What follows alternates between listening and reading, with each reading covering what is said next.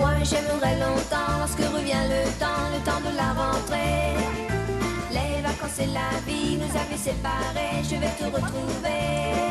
Oui, on a toutes les couleurs de cheveux. J'ai une chance inouïe, parce qu'en fait, c'est pour vous, tes chers amis de Télé Matin, qu'on fait tout ça, ces petites mises en scène, où on voit trois jolis sourires qui débarquent, les sourires d'Olivia, de Carole et de Sophie.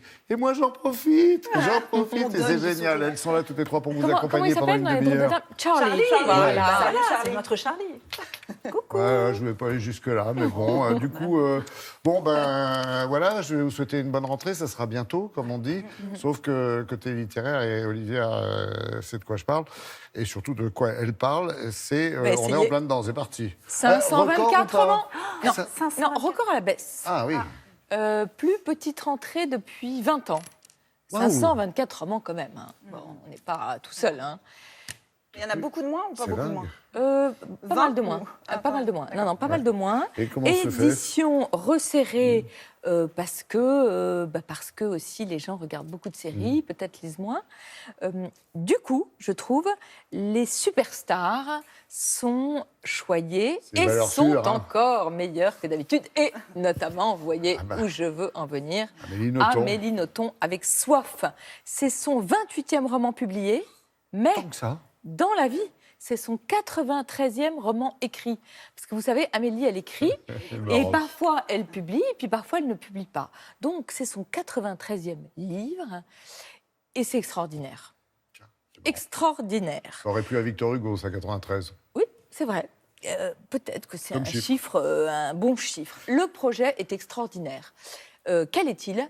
Elle décide de raconter à la première personne la passion du Christ. Son procès, sa condamnation, sa peur lorsqu'il attend la crucifixion, la mort et la résurrection.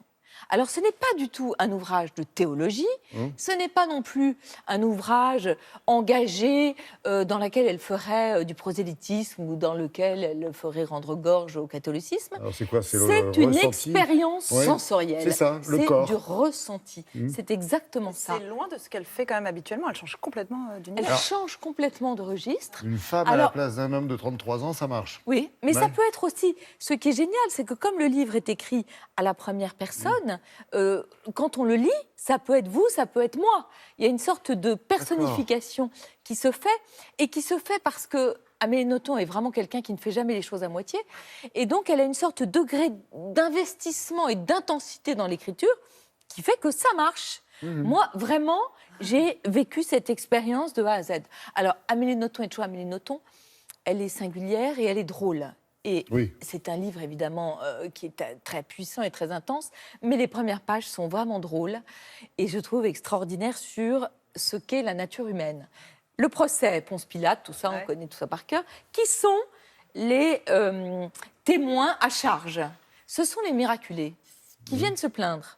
Donc, par exemple, vous avez la mère d'un enfant malade que le Christ a guéri, qui dit avant, c'était tranquille, maintenant il a gâché ma vie, il est agité, il n'arrête pas. Ah oui. Vous avez le possédé de Capharnaüm. Il réclame des indemnités. Oui, quasiment. Le possédé de Capharnaüm qui dit maintenant la vie est plate. L'ancien aveugle qui dit le monde est laid. Les mariés des noces de Cana. Oh, c'est génial aussi. Ils disent alors en fait, Jésus est venu à notre mariage. Il a bien vu qu'il y avait plus de vin et pourtant il a attendu le dernier moment pour faire le miracle. Il a assisté à notre humiliation et en plus on a été obligé de servir le bon vin après le moyen.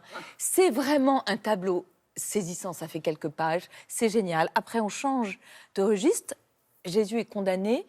Et cet homme de 33 ans découvre ce qu'est la peur. Non pas la peur de la mort, mais la peur de la douleur de la crucifixion. Honnêtement, c'est incroyable. Vous en avez des frissons quand vous le lisez. Du coup, il se souvient de la beauté de Marie-Madeleine. Il y a des pages très très belles sur le pouvoir de la beauté et sur la soif qui, pour elle, est l'équivalent de la foi. Alors, je ne vais pas vous dévoiler pourquoi, parce que ça serait vraiment un péché. C'est le cas de le dire. Il y a aussi des choses très belles sur la mort. Si vous aimez vos morts, faites-leur confiance au point d'aimer leur silence. Je trouve que c'est un livre d'une force inouïe, raconté avec une infinie douceur. Ouais, mais ça donne envie. très très bien. Et si vous voulez l'écouter... Chapeau, on va dire, chapeau. Regardez, forcément, vous voyez hein. la transition. Non mais Laurent, on est vraiment un vieux couple hein, maintenant. Hein. On se connaît trop bien. Si vous voulez écouter Amélie, il a été enregistré chez Audiolib par le comédien Grégory Baquet. Et c'est aussi drôlement bien.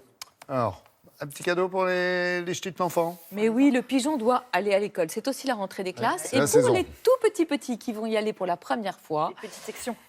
petite section de maternelle, ce livre est génial. Le pigeon doit aller à l'école. C'est une série déjà, Le pigeon d'un Américain qui s'appelle Mo Willems, qui est un génie des États-Unis, qui est a drôle, en fait, photo oui, derrière, ouais. il a travaillé pour Sesame Street.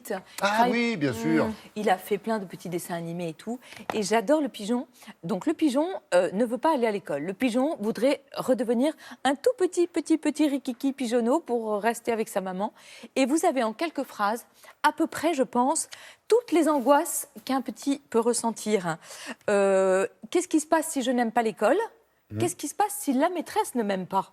Si mes parents ne viennent pas me chercher. Qu'est-ce qui se passe si les autres pigeons ne m'aiment pas ? Est-ce qu'il va y avoir des mathématiques ? Qu'est-ce que c'est que cette histoire de cartable ? Bref, l'inconnu est angoissant.